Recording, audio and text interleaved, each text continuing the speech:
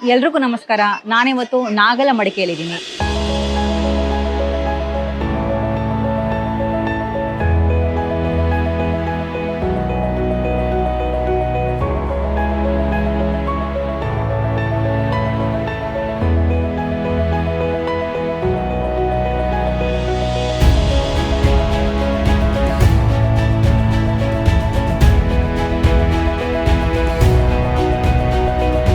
ನಿಮ್ಮೆಲ್ರಿಗೂ ಕೂಡ ಕುಕ್ಕೆ ಸುಬ್ರಹ್ಮಣ್ಯ ಕ್ಷೇತ್ರ ಗೊತ್ತೇ ಇದೆ. ಇದನ್ನ ಆದಿ ಸುಬ್ರಹ್ಮಣ್ಯ ಅಂತ ಕರೀತಾರೆ.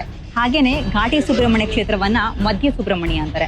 ಇಲ್ಲಿರುವಂತಹ ನಾಗಲ ಮಡಿಕೆ ಈ ಕ್ಷೇತ್ರವನ್ನ ಅಂತ್ಯ ಸುಬ್ರಹ್ಮಣ್ಯ ಅಂತಾರೆ.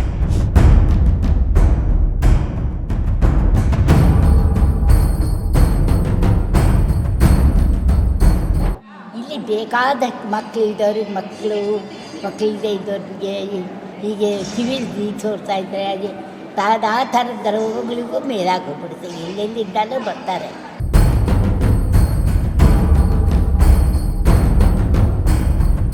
ಮಡಿಕೆ ಅಂದರೆ ನೇಗಿಲು. ಮಡಿಕೆಯಿಂದ ಉಳುಮೆ ಮಾಡ್ತಾ ಇರಬೇಕಾದ್ರೆ ಈ ನಾಗರ ಕರೆದು ಸಿಕ್ಕಿರೋದ್ರಿಂದ ಈ ಊರಿಗೆ ನಾಗಲ ಮಡಿಕೆ ಅಂತ ಹೆಸರು ಬಂದಿದೆ. ಇದು 500 ವರ್ಷಗಳಿಂದ ನಾವು ವಂಶ ಪರಂಪರೆಯನ್ನು ನಡೆಸ್ಕೊಂಡು ಬರ್ತಾ ಇದ್ದೀವಿ. ಇಲ್ಲಿ ವಿಶೇಷ ಏನು ಅಂತಂದರೆ, ಇಲ್ಲಿ ಸುಬ್ರಹ್ಮಣ್ಯ ಸ್ವಾಮಿಗೆ